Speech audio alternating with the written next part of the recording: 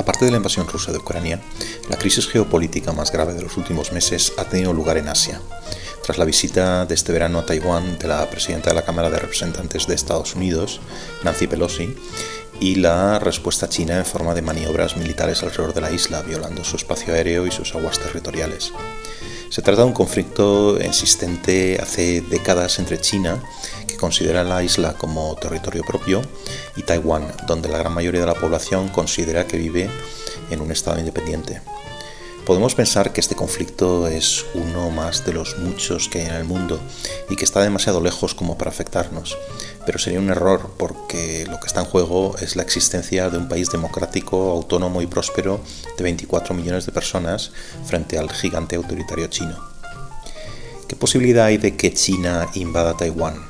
¿Qué haría Estados Unidos en ese caso? ¿Queremos que la libertad y la democracia sobrevivan frente a las tiranías? ¿Nos preocupan las democracias amenazadas o solo las que están cerca, como Ucrania? ¿Qué estaríamos dispuestos a hacer por ayudarles? ¿Enviaríamos a nuestros hijos a luchar y quizá a morir por la libertad, la nuestra y la suya? Para hablar de todo esto tenemos hoy un programa grabado desde 4 países, 3 continentes y 3 usos horarios. Me acompañan desde Taipei, la capital de Taiwán, Shani Pérez Sheng, investigadora asociada al think tank británico Resilient Futures. Desde Washington, D.C., Pablo Pardo, máster por la Universidad Johns Hopkins, doctor en comunicación por la Universidad de Navarra y corresponsal en Estados Unidos del diario El Mundo. Y desde Pekín, Jaime Santirso, corresponsal en Asia para el diario ABC, Telecinco y la cadena SER. Os agradezco las detalladas respuestas y sugerencias que estáis enviando al cuestionario sobre el programa en mi página web pacobeltran.com. Y por favor, seguid respondiendo. Para mí es importante conocer vuestra opinión y qué invitados y temas queréis que aparezcan en el programa. El cuestionario es muy breve y se contesta en unos minutos. Y de nuevo está en mi web, pacobeltran.com, que también es la web del programa y cuenta con mucha información adicional sobre cada episodio. Y ahora os dejo con Shani Pérez Chen, Pablo Pardo y Jaime Santirso.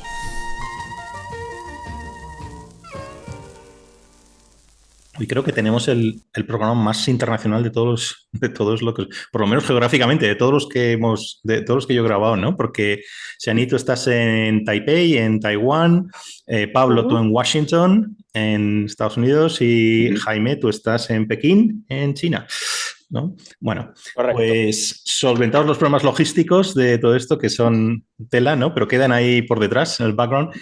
Podríamos empezar, si queréis, una pregunta, es un poquito genérica, ¿no? Pero y ahora entraremos en detalle. O sea, es que solo os pido como una primera, si queréis, impresión, cada uno desde vuestra zona. Dada la situación convulsa, que es por todos lados, ¿no? Pero específicamente ahora estaba pensando en Europa, en el este de Europa, dada la invasión rusa de Ucrania, ¿qué posibilidad creéis de que China vaya a aprovechar la situación para hacer lo mismo en el caso de Taiwán? Pues dadas las circunstancias actuales y la situación actual, una guerra convencional como de la que estamos viviendo en Ucrania, en Taiwán, no. Lo cual no significa que haya guerra en la zona gris, por así decirlo, guerra de zona gris en la que se están aplicando otro tipo de tácticas de guerra híbrida. Y esta sería mi respuesta, Costa. Pablo, si quieres, o vamos a ti, Jaime. Sí, bueno, yo creo que aquí como se ven las cosas y evidentemente con una información mucho más limitada, eh, es que no va a haber una guerra, digamos, o como estábamos hablando, una guerra abierta, una guerra convencional, por múltiples motivos, pero entre otros porque, bueno, fundamentalmente porque desde el punto, por lo que yo sé, vamos, porque me han contado, invadir Taiwán es muy complicado, es mucho más difícil de lo que pensamos. Hay un mar entre medias, no es Ucrania que tiene frontera con Rusia. Y en segundo lugar, pues porque las consecuencias económicas para todo el mundo, incluyendo lógicamente para China, pues serían muy considerables. Con lo cual, yo no veo que vaya a haber una guerra por Taiwán. Otra cosa es, efectivamente, guerra híbrida, pues, lo que prácticamente lo que llevamos viendo desde hace dos décadas y media, tal vez una escalada en ese sentido. Jaime, ¿cómo lo ves desde China? Es que tu pregunta es muy complicada. Bueno, en realidad la pregunta es sencilla, pero explicar los motivos que ameritan una respuesta a otra, yo creo que nos podría llevar prácticamente todo el tiempo de la conversación. Vamos a ir a ello, simplemente cómo lo ves en general. Sí, no, pero me parece una buena manera de empezar. Yo creo que a corto plazo el riesgo de que exista un conflicto militar es en esencia, en el sentido convencional, es en esencia el mismo que ha venido siendo hasta ahora, porque yo creo que los elementos claves que explican el juicio, en este caso de China, que es el país hipotéticamente agresor, no han cambiado, los fundamentales, por más que ahora estemos en una nueva etapa de hostilidad creciente, pero de una naturaleza mayoritariamente simbólica.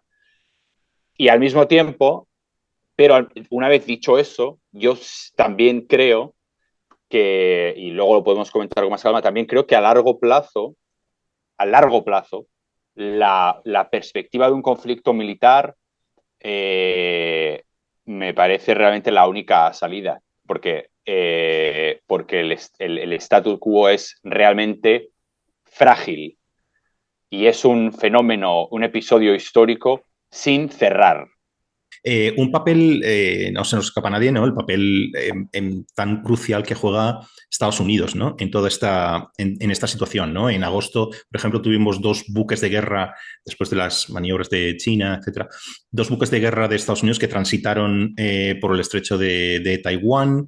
Luego también hubo un general estadounidense que pidió también en agosto que que Estados Unidos se implicara más en la ayuda a Taiwán.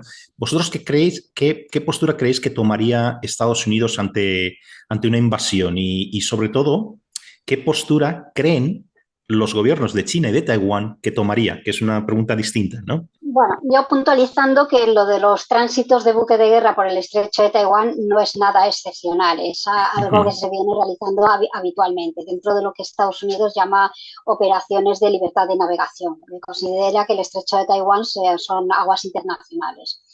Entonces, en ese sentido, no lo considero provocación o una forma de azuzar o echar leña al fuego, que es como lo viene viendo China.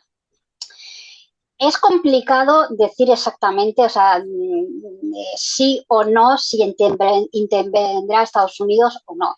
Y ahí es donde se centra la llamada ambigüedad estratégica, que por un lado no le asegura a Taiwán que vaya a acudir en su defensa, pero por otro lado tampoco le asegura a China que no vaya a intervenir de alguna forma u otra. A lo mejor no se contempla en ningún caso de todas las especulaciones que se suele hacer, bueno, al tratarse de una isla, para defender una isla, en ningún momento se plantea esto de tener efectivos en Taiwán, lo que se llama como boots on the ground.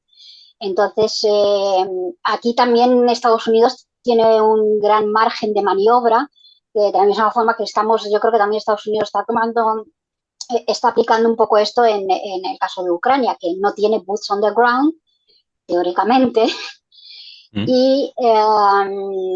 pero está proporcionando una ayuda logística, por ejemplo, en cuestiones de inteligencia, ayuda armamentística también, material militar y armas defensivas. Entonces, en ese aspecto de Estados Unidos tiene un gran margen de maniobra. Va a seguir jugando a esto de la ambigüedad estratégica. Ya tiene que ser algo muy, por ejemplo, que China lance directamente un misil, ya no te digo un misil que sobrevuele, sino un misil y que haga impacto. O sea, serían unas situaciones de escalada, pero que no dejaran duda alguna de cuál es la intención. Entonces, salvo un caso así, vamos a seguir viendo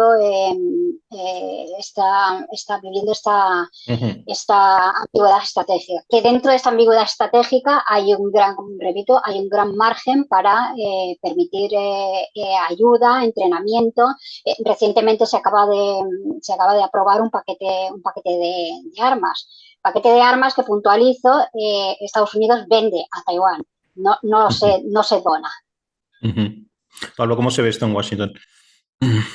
Sí, bueno, aquí la clave es el concepto de ambigüedad estratégica, ¿no? Que es sobre lo que se cimienta la política de Estados Unidos hacia Taiwán desde hace 43 años.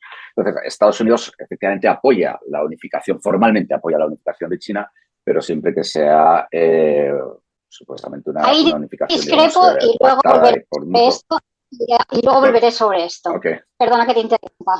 Okay. Estados Unidos no apoya ni la unificación ni la independencia en ningún sentido. No apoya ni que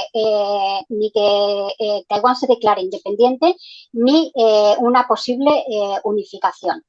Estados Unidos, de momento, la posición oficial de Estados Unidos es: no vamos a apoyar ningún cambio unilateral del status quo y queremos la resolución pacífica de acuerdo, del conflicto. Pero bueno, en la práctica es exactamente, pero en la práctica Estados Unidos, del mismo modo que apoyó la integración de Hong Kong en China, apoyaría una integración de Taiwán en China si eso fuera posible.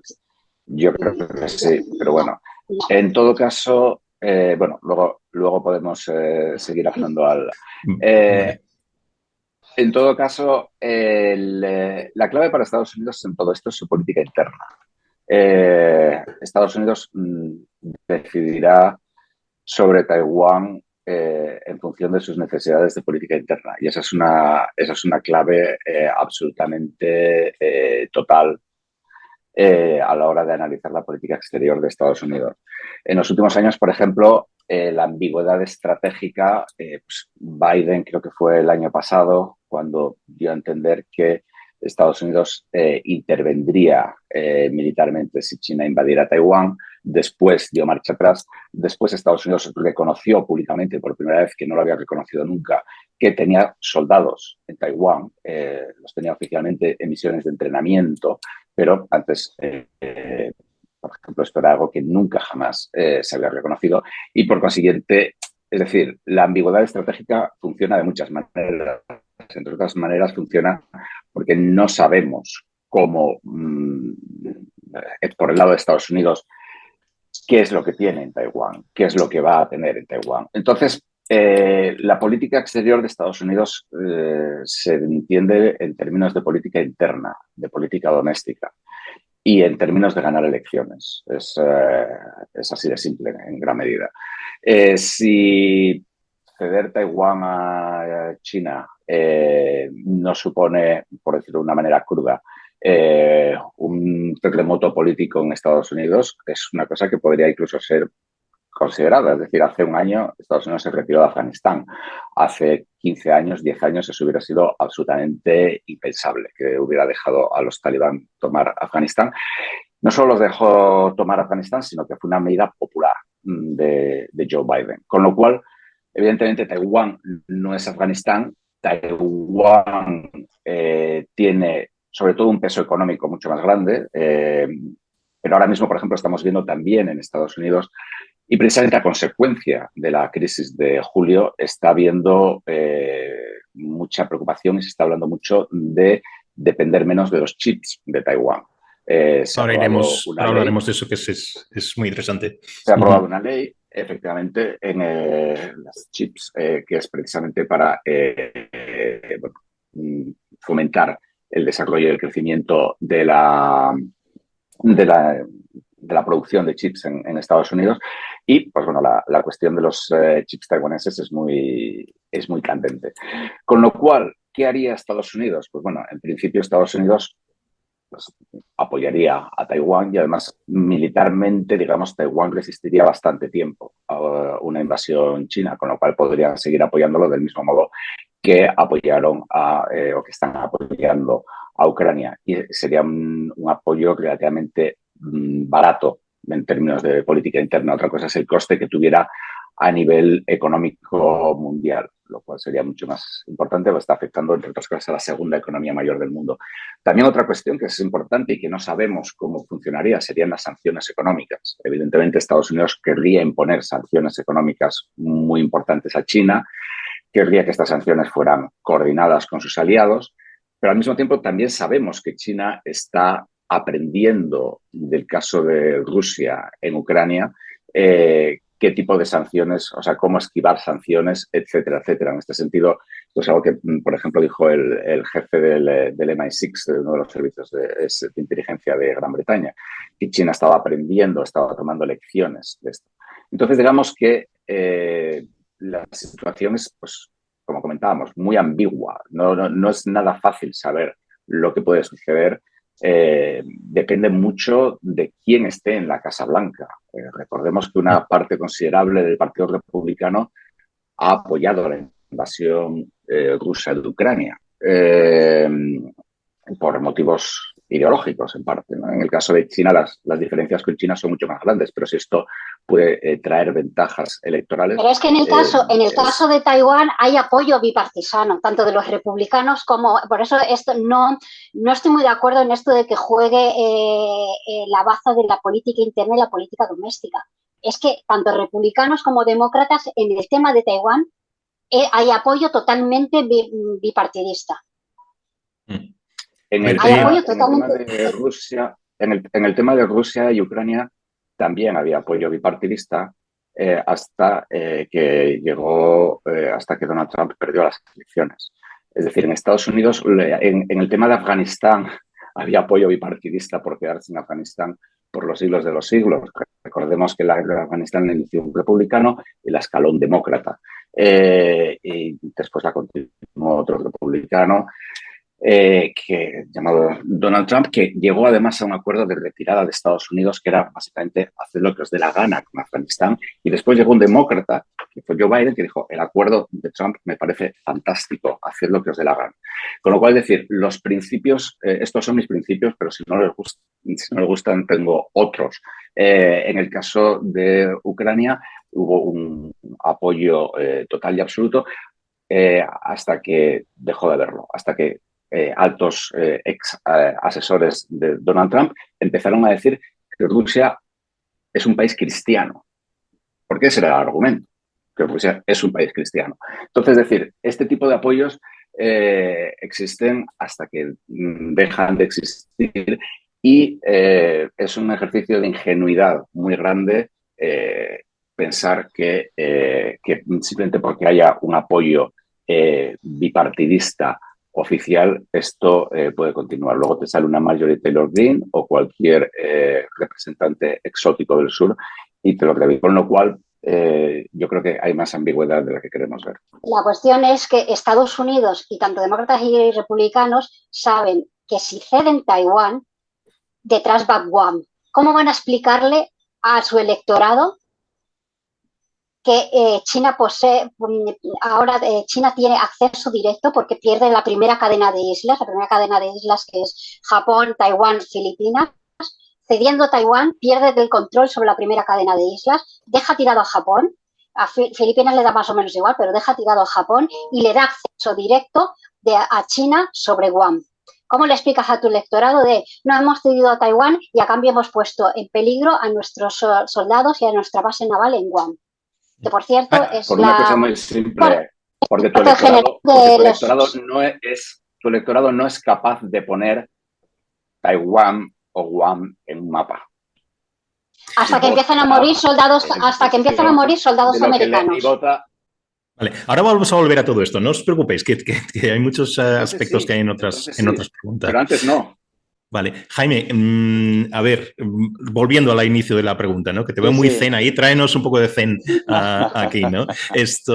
¿Crees que en Pekín se piensa o qué se cree respecto a una posible intervención de Estados Unidos? Sí. No, me río porque el otro día en una radio generalista, a raíz del episodio que años vista se estudiará como la cuarta crisis del Estrecho de Formosa, que es las maniobras militares y demás tensiones dadas a raíz de la visita de Nancy Pelosi. En una radio generalista española conectaron con un experto en política asiática, de Asia-Pacífico, ¿no? Y entonces le decía, esto era un informativo, ¿no? Un matinal. Le decía, bueno, a ver, pues cuénteme un poco rápido de qué va eso, ¿no? Y dijo el hombre, bueno, pues China al final de la época imperial, en 1920, ¿no?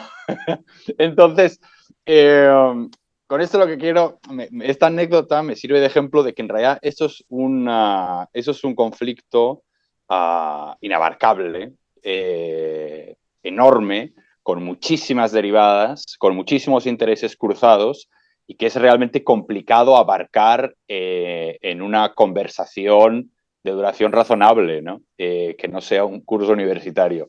Entonces, yo lo que voy a tratar de hacer es ser muy específico en las cosas que quiero mencionar, también recogiendo tus respuestas y lo que comenten tanto Siani como Pablo, porque si nos expandimos, no vamos a tocar pared en ningún momento. A mí el tema de la intervención militar, una hipotética intervención militar de Estados Unidos, es uno de los factores clave que además sirve como demuestra el grado de ambigüedad y de indefinición a raíz de este conflicto que empieza por qué es el sujeto del conflicto, ¿no? Es un territorio que un país considera parte de sí mismo, un país que al principio exigía esa misma reclamación, aunque luego su modelo político ha evolucionado y parece que avanza en otra dirección hacia una identidad y un modelo político más soberano y autónomo. Pero o sea, que en realidad parte de este conflicto es porque lo que está en pelea es qué es China, ¿no? Y de hecho yo creo que la manera más... Bien, que es Taiwán. También, claro, por supuesto. Y de hecho yo creo que el punto inicial para entender este conflicto, y no quiero ser como el hombre de la lista de la radio, pero en realidad esto es la última batalla. Yo creo que esto es la perspectiva más que decir, en la que se entiende más lo que está pasando. Esto es la última batalla de una guerra civil que no ha acabado, en realidad. Y que ha tenido esta solución que ha permanecido como un problema permanente durante décadas, y que también explica por qué para China entre comillas, reunificación, ¿no? O sin ellas el sometimiento de Taiwán es un ideal político casi supremo, ¿no? En parte porque eso significaría acabar con cualquier otra legitimidad política respecto a esa idea de China. De hecho, si al estudiar la historia contemporánea de China hay muchos otros territorios que tienen una historia de soberanía muy parecida y polémica como Taiwán, como es el caso de Mongolia, por ejemplo, por el mismo motivo por el que bueno, eso sí que lo hablamos luego con más calma, pero en realidad en Taiwán la exigencia y la reclamación sobre Taiwán en cierto modo es arbitrario porque lleva a cerrar ese conflicto perenne, ¿no? Y que además eso es problemático porque demuestra que hay otra manera, ¿no? de evolucionar como sociedad política, una sociedad que en su origen también era autoritaria, ¿no? Entonces, por traerlo a tu pregunta muy rápidamente y concluir, la intervención o no de Estados Unidos es uno de esos elementos de indefinición que hace que también sea tan complicado, y desde China lo que se ve con mucha preocupación es que se cree que Estados Unidos está empleando la táctica del salami, ¿no? De ir cortando lonchas hasta que de repente el embutido se acaba. Porque es verdad que en los últimos años, y en particular en este año, se han dado pasos muy significativos, ¿no? Como es, para empezar, lo mencionaba Pablo, los lapsus, entre comillas, hasta 3 veces Joe Biden ha dicho que Estados Unidos intervendría militarmente para defender a Taiwán, lo cual no es del todo, no es, o sea, no, eso es un cambio muy significativo y luego, de hecho, las 3 veces la Casa Blanca lo ha denegado. Cuando pasa una vez, quizás un lapsus, 2 puede, sobre todo siendo alguien de la edad de Biden, ¿no? Pero la tercera quizá haya un mensaje, ¿no? Las ventas de armas han incrementado de manera significativa y sobre todo las visitas diplomáticas cada vez más calado. Antes de Nancy Pelosi, la visita más importante apenas hay que remontarse a, creo que fue en 2021, la visita del secretario de Sanidad, James Azar. O sea que realmente son pasos históricos muy recientes, ¿no? Y que de nuevo también hace que sea muy complicado por la magnitud de las consecuencias que tendría un conflicto militar entre la potencia emergente y la potencia establecida, ¿no? Sobre todo dos países que son motores de la globalización, ¿no? Y que tienen unos modelos económicos tan todavía interconectados, pese a que ese es un proceso que se ha revertido. Y voy a acabar con una última cosa que se me ha olvidado, quería decir antes, que es, en esa primera discrepancia que han tenido Xiani y Pablo, que de nuevo yo creo que ejemplifica la ambigüedad de este problema, ¿no? Que es que en realidad China y Estados Unidos, sus posiciones no son las mismas, ¿no? Y es la diferencia entre la política de una China y el principio de una China, ¿no? China defiende el principio de una China, que es que solo hay una China y que conecta por lo que yo decía, que eso es una batalla por el concepto de China y, como añadía Xiani, por el concepto, por ende, de Taiwán, ¿no? Que es un concepto también más novedoso, ¿no? Es una construcción más novedosa. China, el principio de una China, que es lo que se defiende desde Pekín, es que China hay una, y Taiwán, que es la China comunista, la República Popular, y Taiwán forma parte de ella. La política de una China, que es lo que defiende Estados Unidos y que es, digamos, una de las concesiones que alcanzó con China con el establecimiento de las relaciones diplomáticas, es que reconoce que China y Taiwán son una misma cosa, pero no de manera necesaria la República Popular. ¿Me explico? De nuevo, sí, la sí. idea de la lucha entre dos legitimidades. Entonces yo creo que eso son cosas en apariencia muy pequeñas, pero que explican todas estas dudas sobre esta historia enorme que es el futuro de Taiwán. Matizando la política de una China de Estados Unidos es que Estados Unidos reconoce al régimen de Pekín como el gobierno legítimo de China. Esa es la política. Y por otro lado, estamos hablando, hay 3 comunicados, el comunicado del 72, del 79 y del 82. Entonces, en el 72 dice, y tomamos nota de la acknowledge, que es que aquí el problema está con cómo se traduce el verbo acknowledge en español, porque hay mucha gente que lo traduce como reconocer. Cuando acknowledge hay que traducirlo, y tomamos nota de la postura de los chinos a ambos lados del estrecho, que dicen que Taiwán es solo hay una China y Taiwán es parte de ella. Nos olvidamos que, claro, en estos momentos Taiwán no es la de ahora, no es la de antes. Entonces estaban hablando del Kuomintang, del partido republicano, del partido nacionalista chino, el Partido Nacionalista Chino. Entonces, este régimen del Partido Nacionalista Chino ha caído. Cuando se hizo la transición democrática, este régimen cayó. Lo que pasa es que dentro del juego democrático en Taiwán, incluso dentro de los partidos más pro-taiwaneses, entienden que su supervivencia, hasta cierto punto, para su supervivencia, tienen que heredar algunas instituciones y el concepto de República de China. Porque realmente al partido actual, si no estuvieran 2.000 misiles apuntando a Taiwán, al partido en el gobierno actual le encantaría poder convocar un referéndum para preguntar, ¿seguimos bajo el constructo de República de China o República de Taiwán? Pero no se permite, a Taiwán no se le permite, pero eso no significa que Taiwán se sienta como República de China. Taiwán no se siente República de China. Y además estamos viendo las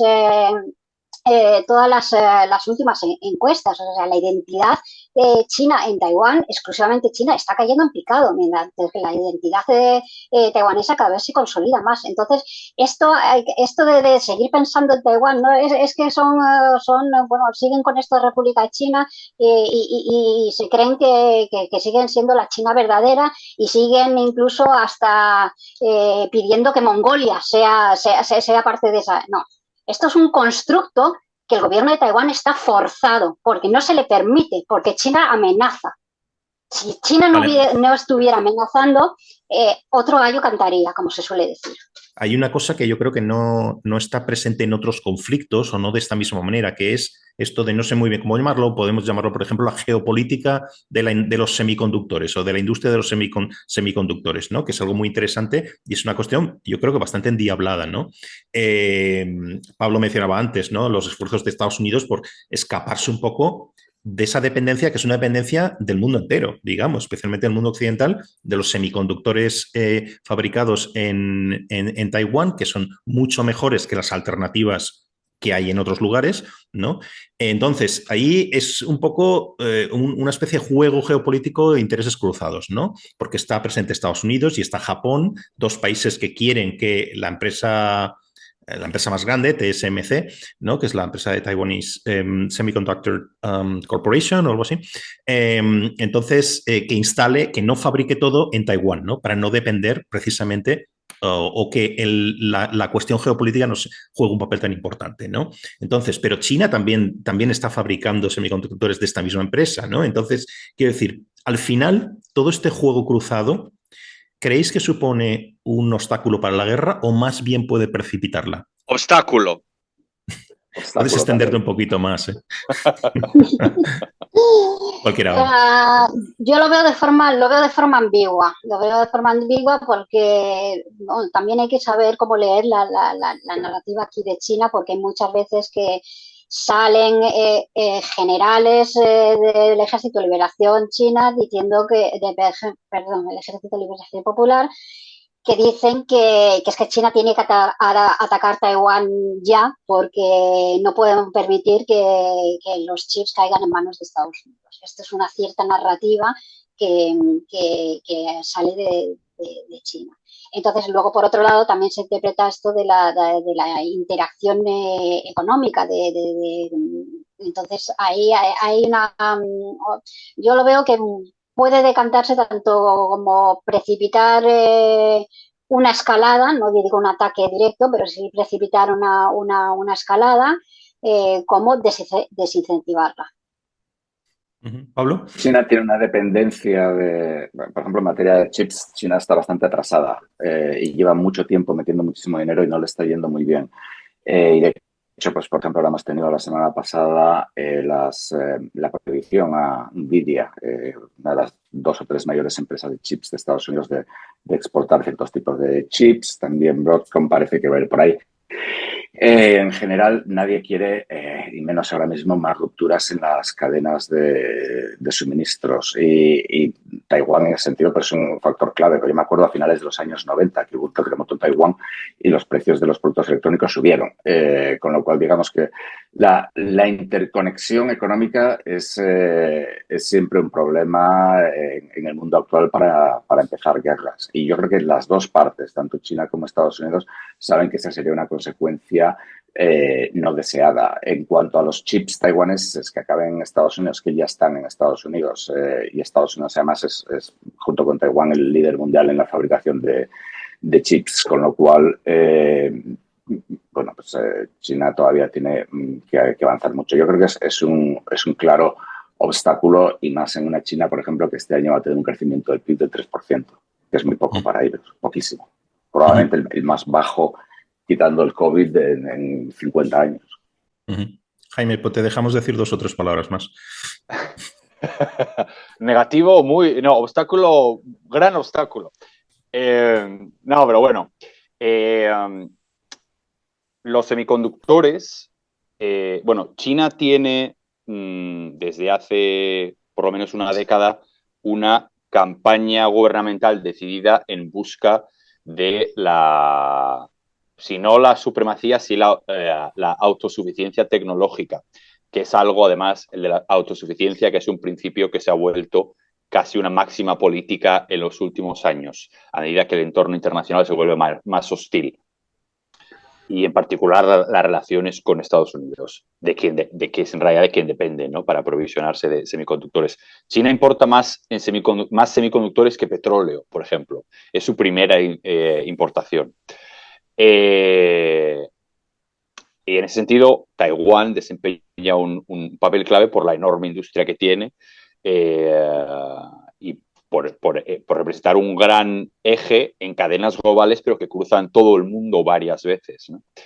Entonces, en ese sentido, yo creo que esta industria y el rol que tiene Taiwán, lo que yo creo que contribuye a conceptualizar el coste que un conflicto tendría no solo para Estados Unidos, para China, por supuesto para Taiwán, pero para el mundo entero, ¿no? Y yo creo que básicamente es un incentivo para que Estados Unidos se mantenga como garante del statu quo, que de nuevo creo que es una solución, no es una solución, es una postergación, ¿no?, permanente de un conflicto sin cerrar. Y al mismo tiempo, también por parte de la comunidad internacional, ¿no?, en este caso Europa, aunque sea un actor testimonial, a la hora de reaccionar y involucrarse con lo que pueda pasar, la suerte que Taiwán pueda correr en el futuro a corto plazo. ¿Vosotros creéis que aquí hay un efecto dominó? O sea, ¿está jugando algún papel? Con esto me refiero a estas teorías de la posguerra, ¿no? De si cae Vietnam, por ejemplo, pues se extenderá el comunismo por Asia. Si cae un país latinoamericano, tenemos que pararlo, ¿no? Este tipo de cosas. Y por el lado de Unión Soviética satélite es la misma cosa, ¿no?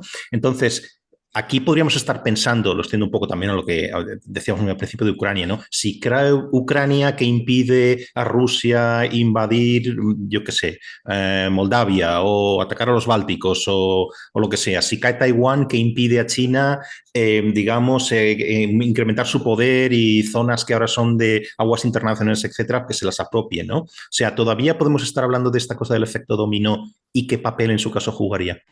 Por ejemplo, Japón ahora está dando un viraje más a intercambios no formales, evidentemente, pero intercambios en materia de defensa, cooperación de materia de defensa con Taiwán, porque Japón percibe precisamente que si cae Taiwán, y además es una narrativa que empieza a hacerse fuerte en Taiwán, en Japón, que es que en caso de ataque de China sobre Taiwán, Japón indudablemente intervendría. Esto es una narrativa que se está extendiendo. Habrá que matizarlo porque evidentemente Japón no se involucraría directamente si no cuenta con apoyo de Estados Unidos. Hay que tener en cuenta que la principal base de la séptima flota está en Okinawa.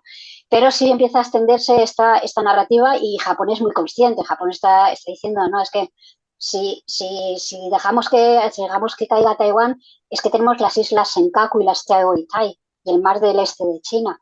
Es que después vamos nosotros. Esta es la percepción que se está, por lo menos desde el punto de vista del noreste asiático, en Japón, esta es la visión que se está fomentando ahora en Japón, por ejemplo. ¿Pablo? Aquí en Estados Unidos es muy curioso porque en toda esta crisis no se ha mencionado para nada el efecto dominó. El efecto dominó en Estados Unidos es un efecto bastante tóxico a raíz de la experiencia de Vietnam, cuando se usó mucho. Y de hecho, incluso, por ejemplo, cuando se mira aquí en la cuestión de Ucrania, aunque sí se habla mucho, pero nadie habla que, bueno, después de Ucrania viene Polonia o vienen los Bálticos. En este sentido también es cierto, por ejemplo, y aquí vemos una de las grandes diferencias, ¿no? Biden ha dicho muchas veces que el compromiso de Estados Unidos en defender a los países de la OTAN es ironclad, o sea, como firme, hecho en hierro, digamos. Nunca ha dicho eso de Taiwán. Con lo cual, pues de nuevo volvemos a la ambigüedad estratégica. Evidentemente, el efecto dominó es evidente, vamos. Pero al mismo tiempo también Estados Unidos, para crear, por ejemplo, digamos, lo que se habla mucho, una OTAN del extremo en el Pacífico y en el Índico. Tenemos el Quad, tenemos el AUKUS, justamente hace un año, con Australia y Gran Bretaña. El problema es que ahora mismo en la situación política que hay en Estados Unidos, todos estos acuerdos son acuerdos técnicos, pero ninguno de ellos está formalizado legalmente, porque el Congreso nunca jamás va a aprobar un Congreso como el que tenemos ahora y como el que vamos a tener en los próximos años, con el Partido Republicano que hay, nunca jamás va a apoyar una alianza internacional de Estados Unidos, con lo cual se van a llevar a cabo muchas alianzas, digamos, pues, técnicas, etcétera, pero no va a haber nunca jamás una OTAN del Pacífico, por la sencilla razón de que no hay apoyo político para ese tipo de compromisos internacionales. Con lo cual, evidentemente, si China, digamos, conquista Taiwán, sí que se produce un agujero bastante grande en la línea de defensa de Estados Unidos y en la línea de defensa de los demás países de la región. Esto sí que es evidente, pero es algo que, por lo menos aquí en términos de opinión pública, no se está considerando. Jaime, ¿cómo lo ves? ¿Estamos todavía en tiempos de Kissinger en ese sentido? Sí, yo creo que la realidad y parte de lo que explica la trascendencia de lo que pasa en realidad en un sitio tan remoto para nosotros y tan pequeño como Taiwán es porque es la pequeña piedra que sustenta el equilibrio de fuerzas en Asia como región, ¿no? Si China llevara un paso adelante, iniciara una invasión y Estados Unidos no defendiera, no saliera en defensa de la isla, eso alteraría todo el orden de la región, empezando, como apuntaba Xiani, por Japón, que es el ejemplo más claro, ¿no? Japón es un país que tiene una anomalía, ha renunciado a un elemento fundamental del Estado-Nación, que es tener un ejército per se, por más que tenga unas fuerzas de autodefensa, ¿no? Y sabes que esto está cambiando ahora, ¿eh? Es un debate que está volviendo. Esto es un debate que precisamente a raíz de esto está cambiando de manera muy significativa, ¿no? Entonces no es tanto... Y en cierto modo, pues también afecta a Corea del Sur, incluso a Singapur. O sea, no es tanto una cuestión ideológica como puramente militar, ¿no? Y al mismo tiempo que esto sucediera sería un cambio tan brutal al statu quo que sería realmente muy traumático. Y al mismo tiempo yo creo que esto es... Y ese cambio, curiosamente, es que tiene muchos puntos muertos, ¿no? Porque el sometimiento, entre comillas, la reunificación de Taiwán es un ideal político casi supremo en la configuración de la China contemporánea. Es algo a lo que China jamás va a renunciar, pero al mismo tiempo también es algo en lo que no puede permitirse cometer un error. Yo creo que eso es algo que es muy importante a la hora de calcular qué movimientos podría hacer a corto plazo, porque realizar un movimiento militar hacia Taiwán y fracasar sería una derrota existencial para la República Popular tal y como está configurada desde su origen, ¿no? En el 49. Pero al mismo tiempo la realidad es que también precisamente por eso no hay salidas, ¿no? Porque es decir, hay dos frentes de acción que podrían facilitar un movimiento, ¿no? Que es, por un lado, sería una liberalización política en China continental, que es algo que no va a pasar, ¿no? De hecho, el péndulo se mueve en la dirección contraria. Además, soluciones intermedias como el modelo de un país o sistemas ha quedado se implantó en Hong Kong y desde Pekín siempre se propuso como una alternativa para el futuro de Taiwán, ha quedado completamente desacreditado, no solo en la comunidad internacional, sino más importante en Taiwán, ¿no? Y la segunda sería cómo evolucionaría la opinión pública en Taiwán. Y en ese caso, la realidad demográfica, y esto además, Paco, lo hemos hablado en alguna ocasión, también es imparable, ¿no? La gente joven que nace en un país libre, democrático, autónomo,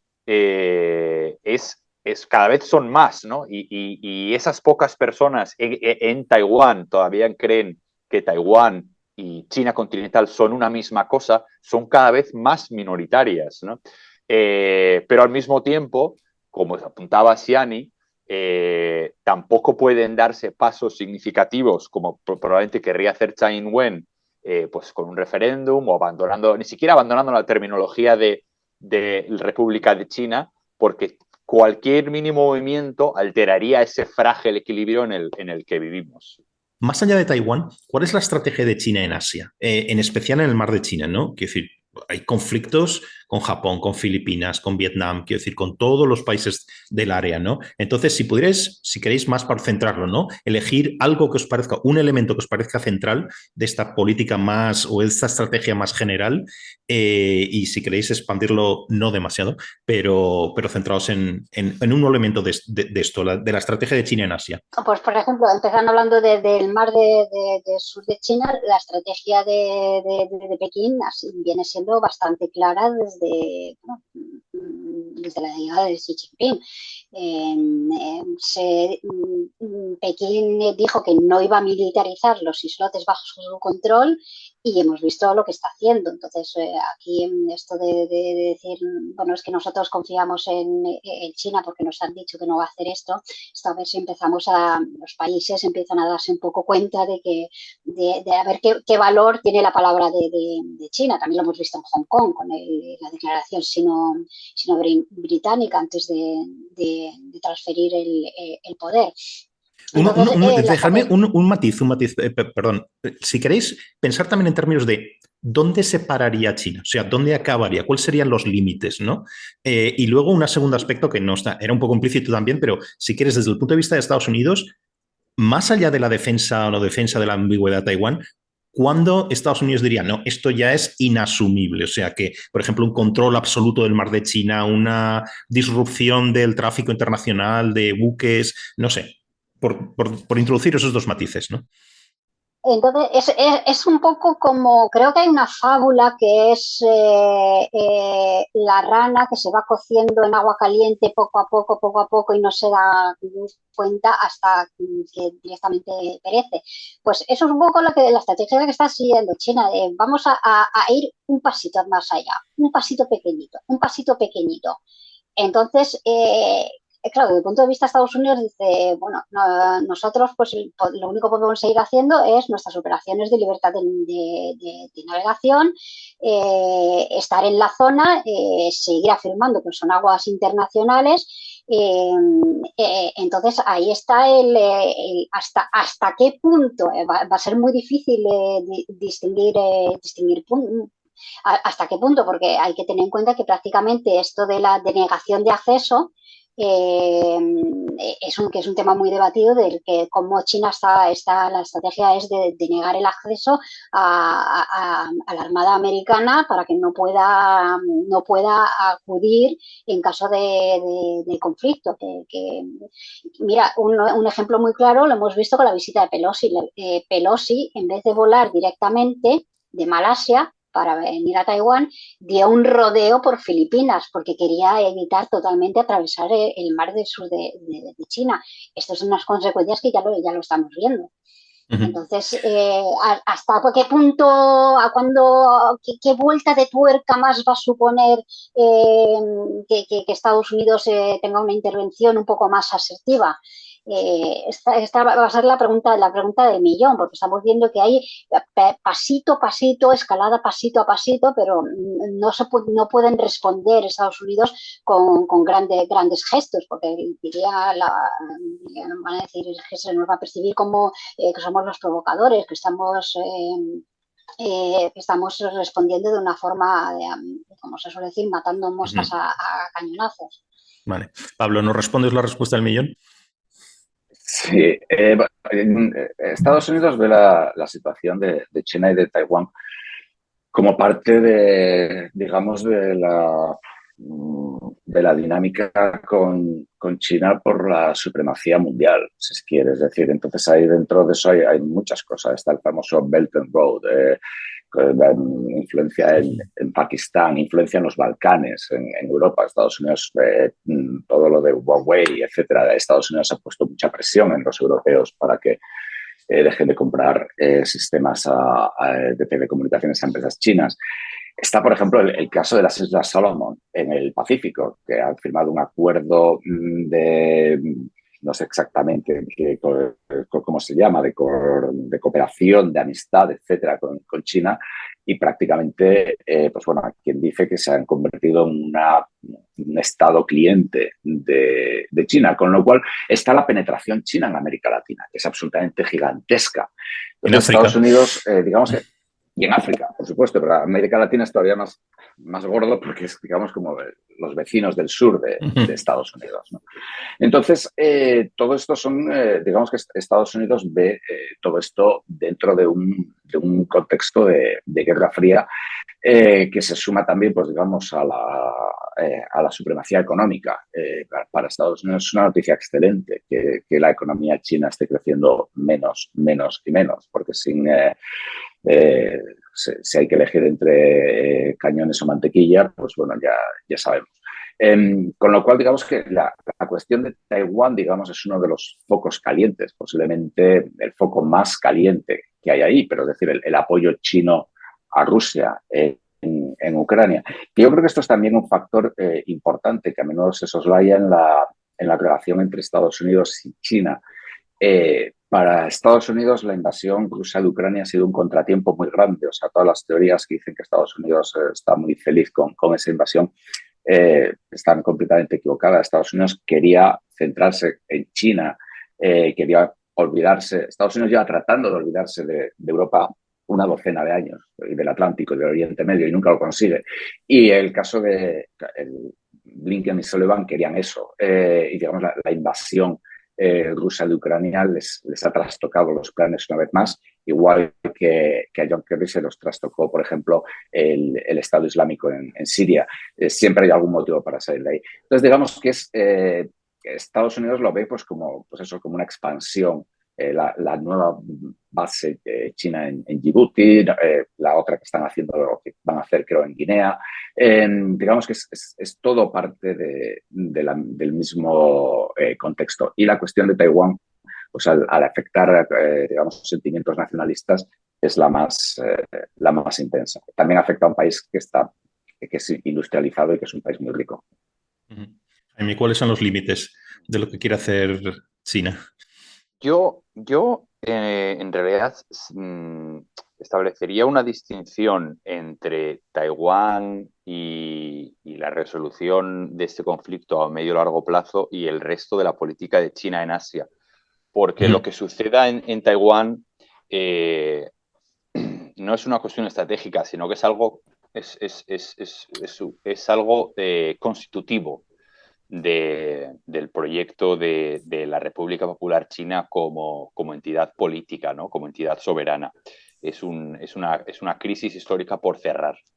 De nuevo, como decía antes, o sea, que afecta al concepto mismo de qué es China, ¿no? Y sobre todo, y qué le promete el gobierno y el Partido Comunista a su población, ¿no? En términos de legitimidad. Más allá de eso, yo creo que dejando Taiwán a un lado, ¿no? En una dirección o en otra, yo creo que la voluntad, yo plasmaría la voluntad de China como convertirse en el actor predominante en Asia como región, sin que Estados Unidos tuviera presencia alguna, ¿no? Por eso, por ejemplo, la retirada de Afganistán fue recibida como una victoria en China, ¿no? La realidad, más allá de eso, es que China tiene relaciones problemáticas con sus vecinos, ¿no? Sobre todo un cisma histórico con Japón por cerrar todavía, ¿no? Una enorme hostilidad, pese a que en gran medida se ha dirigido hacia Estados Unidos en los últimos en los últimos 4 años. De hecho, es una cosa que esto es muy llamativo. Yo cuando llegué a China por primera vez hace 8 años, los medios oficiales todos los días, tenían una noticia criticando a Japón. Y eso es algo que ha dejado de pasar y que ahora ese hueco lo ocupa Estados Unidos, ¿no? También algo que es sintomático del cambio de su estatura en el escenario global, ¿no? Está sus relaciones problemáticas con India, con los que han tenido escaramuzas en la frontera, con también zonas de soberanía en disputa. Y también, muy importante, no deberíamos olvidarnos con Rusia. China y Rusia tienen visiones muy diferentes, en realidad, más casi están unidas por lo que ambos consideran una prioridad, que es su oposición a Occidente, ¿no? Pero la dirección entre la relación en ambos países apunta a que Rusia será cada vez más un actor sometido a China, ¿no? Y la naturaleza de la dimensión económica y cómo ha reaccionado China a la guerra de Ucrania y las acciones internacionales es clarísimo, ¿no? La balanza comercial, que estaba casi pareja a finales de 2021, se ha disparado a favor de Rusia, ¿no? China ahora importa, creo que son 10.000 millones de dólares desde Rusia, y solo exporta 4. Y el 80% de esos 10 son energía, ¿no? Por lo que una relación también histórica muy compleja, ¿no? Por lo que el equilibrio de fuerzas está cambiando. Pero te iba a decir algo más y se me ha olvidado, así que luego cuando me acuerde te lo Volverá. diré. Creo que hasta por razones políticas, geopolíticas, institucionales muy concretas, hasta durante toda la Guerra Fría, pero especialmente hasta los 80 o algo así, a Occidente parece que no le costaba, digamos, o a las élites que decidían, no le costaba intervenir cuando la amenaza de que un país cayera en la órbita comunista o que una democracia peligrara, etcétera, pues intervenía, Estados Unidos mandaba sus tropas, etcétera, ¿no? Parece que esto es algo que está fuera de la cuestión ahora mismo, que cuesta mucho movilizar ejércitos, y estamos hablando de ejércitos profesionales. Parece que cada vez cuesta más cuando hay una democracia que está en peligro que Occidente intervenga. Y cuesta enviar tropas y cuesta, digamos, movilizar a la población, al menos, o que la opinión pública respalde este tipo de iniciativas, ¿no? Entonces, quiero decir, antes incluso hay un agravante, ¿no? Que se trataba durante la Guerra Fría de evitar el avance del comunismo. Hoy estamos hablando, por ejemplo, en el caso de Taiwán, de evitar que caigan democracias establecidas, ¿no? Quiero decir que es digamos, una vuelta de tuerca, ¿no? Entonces, ¿qué nos llevaría en Occidente a movilizarnos hoy? Quiero decir, si cayera Taiwán sería noticia de un par de semanas y ya está, a expensas de, quiero decir, las sanciones, etcétera, pero la opinión pública se olvidaría las 2 semanas y pasaría a otra cosa. No sé si entendéis un poco la pregunta, ¿no? Es un poco compleja, ¿no? ¿Qué nos llevaría? Es decir, ¿está Taiwán demasiado lejos? ¿Está Ucrania muy lejos? ¿No? Este tipo de cosas, ¿no? Porque como vimos, si recuerdas, Jaime, una vez lo hablamos esto sobre Hong Kong. O sea, lo que está pasando en Hong Kong realmente es algo que debería preocupar muchísimo a cualquier demócrata en el mundo. Y sin embargo, ahí tenemos que Hong Kong ya poco a poco se ha deslizado hacia el sistema chino, digamos, no hay ninguna independencia ahí, o si la hay es cosmética, ¿no? Pero no sustantiva. Es decir, pasaría lo mismo con Taiwán, al final nos olvidaríamos. ¿Qué nos llevaría a movilizarnos? ¿Qué consideraríamos verdaderamente grave como para apoyar a un gobierno que enviara tropas, etcétera? En cuestión de opinión pública, yo creo que aquí es cómo afecta el bolsillo. O sea, cómo afecta el bolsillo. Entonces, que si... Pero eso, Shani, es un cambio muy importante, ¿eh? Eso es un cambio cualitativo respecto a los años 70, 60, Sí, muy, sí, muy que es importante. que antes era más ideológico y ahora en cuestión de opinión pública, además lo estamos viendo con Ucrania, la crisis energética que hay en Europa, que se aprovecha además por ciertos sectores de ciertos partidos. No digo a nivel de España, pero en otros países europeos donde en los que hay manifestaciones de la extrema derecha, además, quejándose al gobierno por las medidas energéticas, que por cierto esto a la propaganda de China le sirve muy bien, pues me dedico a monitorizar esta cuestión, que cada vez que hay una protesta en países europeos contra la subida de precios y la crisis energética, ahí la propaganda de China mete la cuña de protestan realmente contra el apoyo de sus países a la guerra de Ucrania, porque les está llevando a esta crisis energética. Entonces, que si cae Taiwán, si se va a olvidar en 2 semanas, pues depende de los ecos económicos que llegue. Por ejemplo, la visita de Pelosi. La visita de Pelosi estuvo, yo creo que habrá estado 5 días así en prensa internacional. Supongo además que, por lo que he visto en medios occidentales, han estado circulando todas las imágenes desde China, de cómo se han lanzado los misiles. No han circulado imágenes para nada de Taiwán, de la normalidad con la que seguíamos viviendo, porque no genera morbo. Y ha durado, pues eso, 3-4 días. Y sin embargo, aquí seguimos como estamos. En Taiwán seguimos como estamos. Seguimos con incursiones aéreas, seguimos con maniobras militares, seguimos exactamente igual. Entonces, ahí va a depender de los ecos económicos y la mella económica y de cómo afecte al bolsillo del ciudadano medio. Yo creo que eso es lo que he estado viviendo yo personalmente desde aquí de Taiwán, y lo que se está viviendo en Europa con la cuestión de Ucrania. Pablo. No sé, la verdad que es una pregunta un poco, daría para muchos debates, yo creo. Yo pienso que es curioso, porque si tú lees, por ejemplo, lo que se escribía durante la Guerra Fría, se decía exactamente lo que se describía la situación que tú describes hoy en día en el mundo. Es decir, durante la Guerra Fría estaba diciendo, bueno, Gran Bretaña se retira de India, le da la independencia, India se acerca a la Unión Soviética. Portugal, Angola, Mozambique, los cubanos intervienen, se puede decir, pues, que invaden o bueno, toman parte por uno de los lados.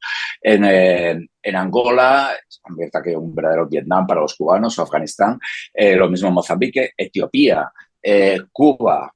Cuba está a 120 kilómetros de Estados Unidos. Estados Unidos no invade Cuba. Hace lo que en términos geoestratégicos es una chapuza monumental, que es lo de Vallacochinos, que es más que nada de vergüenza ajena. Pero entonces yo creo que es muy, muy difícil ver esto, ¿no? Es decir, la Unión Soviética pone el muro en Berlín, invade Hungría, invade Checoslovaquia, Jaruzelski da un autogolpe en Polonia, invade Afganistán. Y Occidente, digamos, no hace absolutamente nada durante la invasión, durante el golpe y todas las tensiones de solidaridad en Polonia. Recordemos, había un gasoducto que traía gas de la Unión Soviética a Alemania, y Estados Unidos, esto es repetir la historia 40 años después, Estados Unidos bloqueó la venta de turbinas a ese gasoducto. Entonces, digamos, yo no sé hasta qué punto este tipo de cosas, pues creo que es difícil saber cuándo hay movilización y cuándo no. El caso de Ucrania, pues por ejemplo, para Estados Unidos es perfecto en ciertos sentidos, es relativamente fácil, es una guerra que le queda lejos, es una guerra que económicamente le provoca un impacto muy pequeño e incluso beneficia en parte a su economía. Entonces, bueno, es fácil para Estados Unidos dar ayuda a Ucrania, porque los estadounidenses no se van a quedar sin gasolina o sin calefacción en invierno. El caso de los europeos es diferente. Otra cosa, digamos, es la cuestión estratégica, moral, etcétera. Pero vamos, yo quiero centrarlo esto en este sentido. El caso de Taiwán sería mucho más complicado. Es decir, si un iPhone deja de valerte $700 y te pasa a valer 2.000, muchos estadounidenses se lo pensarían. Y más aún por algo que los estadounidenses no saben si es un país, no saben qué es, porque Taiwán, para ser claros, tiene un estatus legal internacional que es la ambigüedad hecha manifiesta. Taiwán es un país, por decirlo de algún modo, que Estados Unidos no apoya su independencia. literalmente Estados Unidos ha dicho por activa y por pasiva, y es su política oficial, que Estados Unidos no quiere que Taiwán sea independiente, que Estados Unidos quiere que los problemas en el estrecho de Taiwán se resuelvan pacíficamente. Si tú reconoces a un país como independiente, a otro país como no independiente o como una cosa ahí, con la cual tienes todo tipo de relaciones extraoficiales, claramente estás indirectamente tomando partido por uno, en este caso por China. Otra cosa es que en la práctica tú no lo hagas. Pero quiero decir, la ambigüedad es manifiesta, la ambigüedad es total. Y la gran cuestión es, ¿estaría usted dispuesto a morir para que Taipei no sea parte de la República Popular China? ¿Estaría usted dispuesto a que su hijo muriera por defender Taipei? ¿O estaría usted dispuesto a que su hijo muriera por defender Kharkiv? Pues esa es la gran cuestión. Y la diferencia también, ¿no? Porque es por donde yo iba, ¿no? Que es decir, comparemos, por ejemplo, un Churchill, ¿no? Lo que le pide al Reino Unido durante la Segunda Guerra Mundial y comparemos, no sé si la comparación os parece acertada o no, pero aquí yo creo que la amenaza existencial, por ejemplo, en Europa, y si quieres ampliarlo también, pues la cuestión también de Taiwán es que no es una cosa distinta, cualitativamente es lo mismo. Dejamos que caigan las democracias a manos de las dictaduras y al final la pregunta es lo que, Pablo, tú estabas diciendo. ¿Estaremos dispuestos a enviar a nuestros hijos a que combatan por un país que a lo mejor no sabemos ni dónde está? En los últimos años, y sobre todo desde que Biden está en la Casa Blanca, bueno, también desde antes, pero muchos países europeos están enviando barcos de guerra al mar del sur de China, etcétera, con lo cual digamos que está también habiendo una involucración, lo cual es también, digamos, bueno, demuestra que Europa no está dispuesta a, o al menos por la presión de Estados Unidos, a olvidarse completamente del tema. Claro. Jaime. Claro, hablaba Pablo ahora de la ambigüedad y yo también comentaba al principio cómo eso es uno de los hechos diferenciales de todo este conflicto, que explica por qué es tan complicado hablar al respecto, ¿no? Y también es complicado saber cómo ayudar o cómo apoyar a Taiwán, ¿no? Porque una defensa mucho más activa o una involucración militar o diplomática podría a la vez desencadenar un conflicto desde la perspectiva china, ¿no? Que de nuevo es algo a lo que jamás va a renunciar porque es un elemento constitutivo de su proyecto político. La realidad, y justo me hace gracia porque tú mencionabas Hong Kong y yo iba a mencionar Hong Kong también, ¿no? La realidad es que en los últimos 2 años hemos visto como ante nuestros ojos una sociedad no plenamente democrática, pero moderna, libre, abierta, plural, se ha desvanecido realmente, se ha desvanecido. Y haciéndolo, además, China ha incumplido, como también mencionaba Xiani antes, su acuerdo internacional más importante, que era el de la devolución de soberanía. Y no ha pasado nada. O sea, realmente no ha pasado nada, ¿no?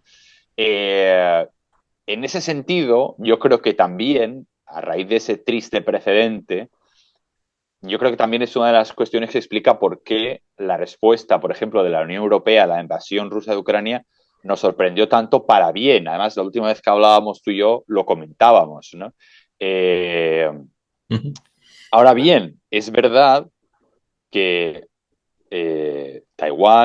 que Ucrania es un país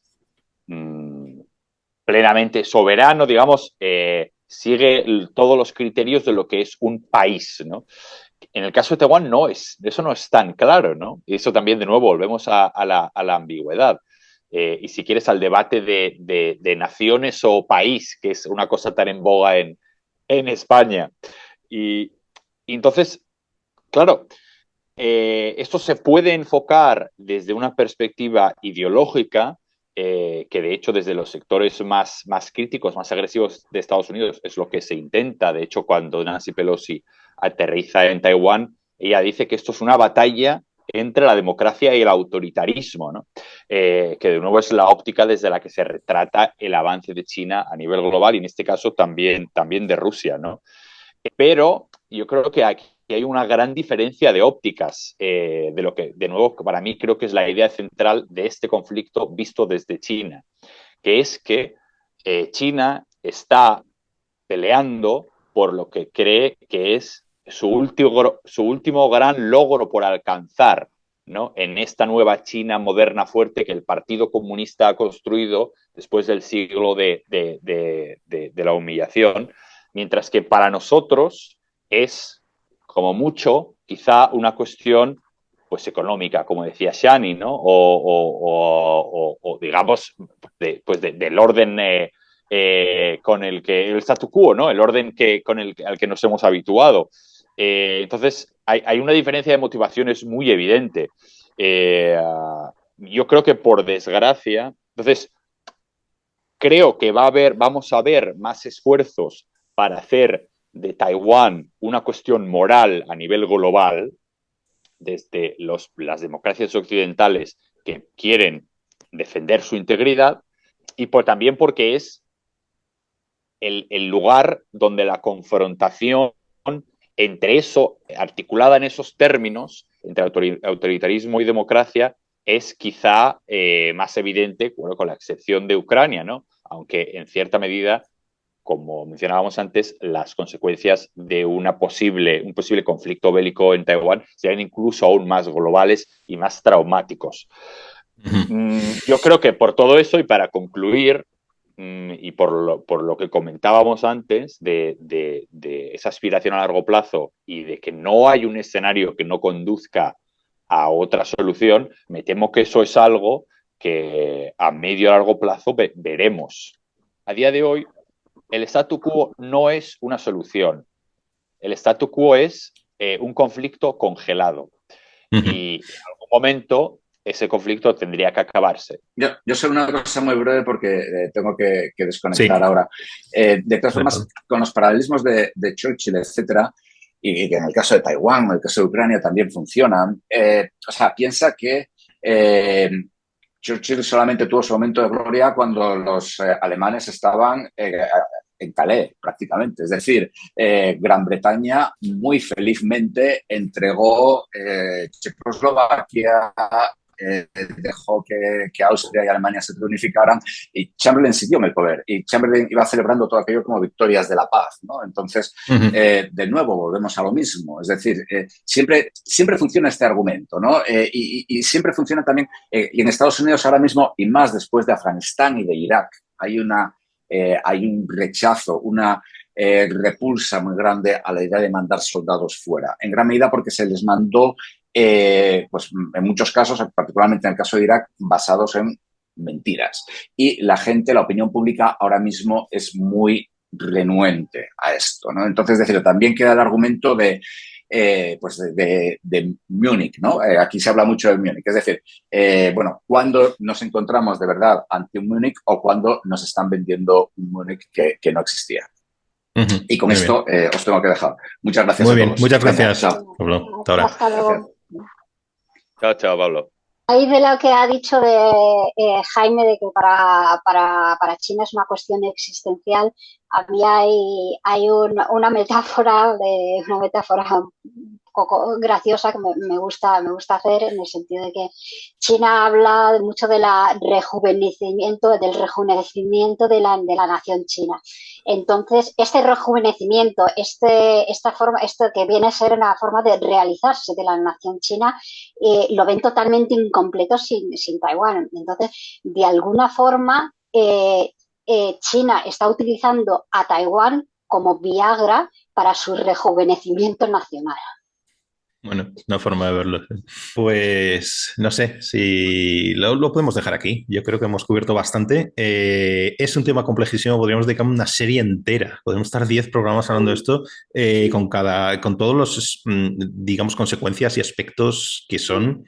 Yo creo que no es... que no podemos decir la cuestión entre China y Taiwán es una cosa local. Digamos, yo creo que nos afecta a todos, ¿no? Y esta es la idea un poco que quería transmitir, así un poco transversal. Una cosita más, a modo de autopromoción. Bueno, que hemos publicado estas semanas que he estado trabajando en un proyecto de Freedom House sobre la influencia de Pekín en medios extranjeros. Entonces, acabamos de publicar ayer el informe, si os interesa os lo paso. En el caso de España, he sido yo la analista, se ha publicado lo que son los resultados más relevantes, porque falta el informe completo, todavía está por publicar, porque España, el caso español, es uno de los pocos países que se va a publicar en bilingüe, inglés-español. También por el tema de Latinoamérica. Entonces, vale. si os interesa... Pásame luego la referencia y lo pondré en las notas del episodio en mi web, cuando lo ponga. Muy bien. Vale, muy bien. Gracias, Ani. Gracias, Jaime. Hasta luego. Gracias, Paco. Gracias por abrazo. tu burdel una vez más. Hasta luego. Hasta luego.